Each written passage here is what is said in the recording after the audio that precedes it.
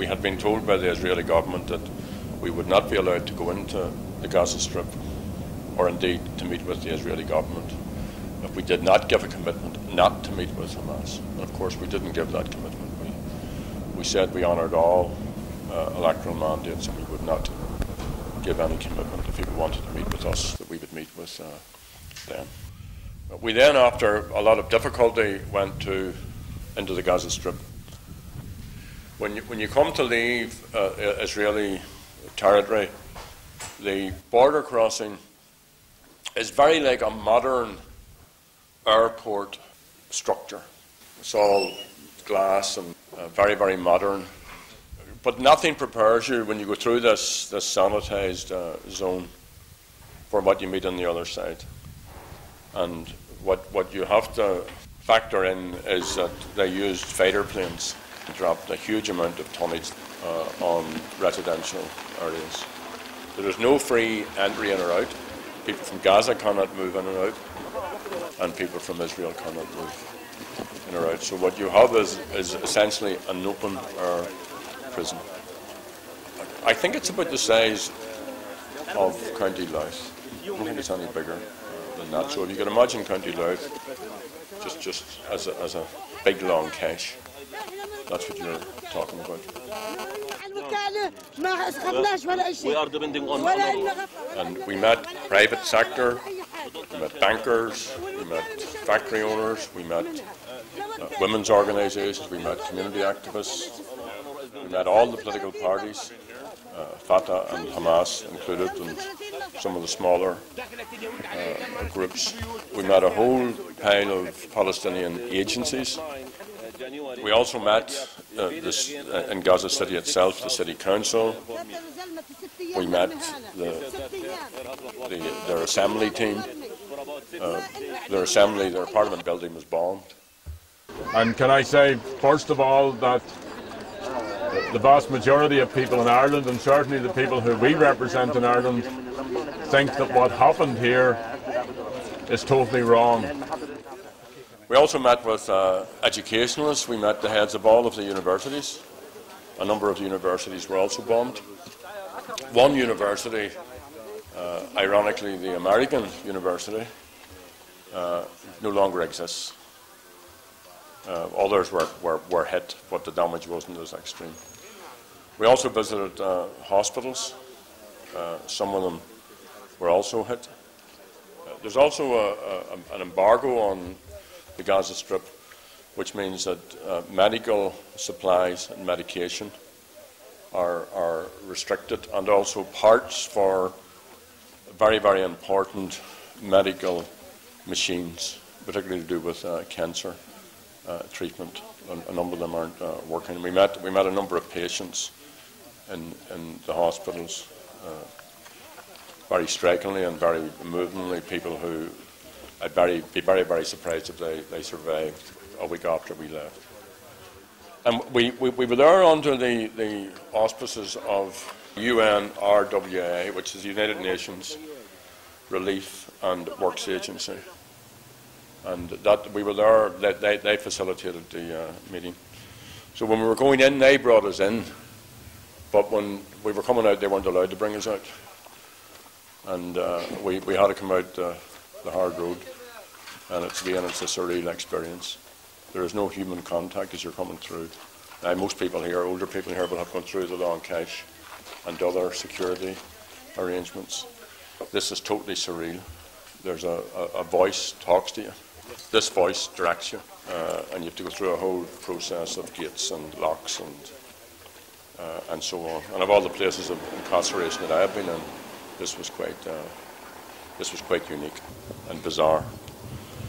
My notion of the visit, I had been there 2.5 years previously, is that the situation is worse now than it was 2.5 years ago. Gaza Strip was very, very prosperous. Gaza is a very, very intense agricultural area, and they actually export flowers and vegetables. All of that has stopped. The settlements, when you talk about settlements, you get, if you talk about settlements of people, you might have the notion of sort of some Wild West, assortment of prairie farmers coming together. These are huge settlements. These are the size of Bangor. These are huge 6, 7, 8-story buildings. These are modern buildings, and totally in contrast to the refugee camps. And the wall, the separation wall, also just cuts through. And what they have also done is that they have built roads from settlement to settlement, and Palestinians aren't allowed in those roads. So even farmers whose land the roads may go through are forbidden. And we were only there for 4 days, so it'd be an exaggeration to say that we have the pulse of opinion, but I mean, I can't stress how many people we met. My view overwhelmingly is that people want a settlement. They want things sorted out. And certainly the majority of the Israeli people that we met, and they are admittedly progressives, also want a settlement which enshrines the rights of the people of Palestine. And they said that. There is clearly a political will. It's actually a peace process waiting for a leadership in many ways. From the Palestinian position, it's a process without peace. From the international situation, it is a disgraceful violation of international law and of the rights of Palestinian people. The settlements are illegal. The wall is illegal. The attacks in Gaza, in my opinion, are illegal. The embargo on Gaza is illegal. All in breach, clear breach of international protocols, international laws, human rights, and United Nations regulations. And for the world to allow that to happen, or for the West to allow that to happen, is, in my view, shameful. We told people that we met that we would produce a report and that we would give it to all of the governments in that region, and to the United Nations, and to the European Parliament, and to anybody else within the international field. I do think that President Obama's speeches and the position he has set out are a marked departure from US policy thus far. And I've also talked to Senator Mitchell. I welcome very much his appointment, and I've given him a copy of this report. I've talked to him a number of times, actually, since we came back. So I think that those are two pivotal people, because the biggest international player is the US administration.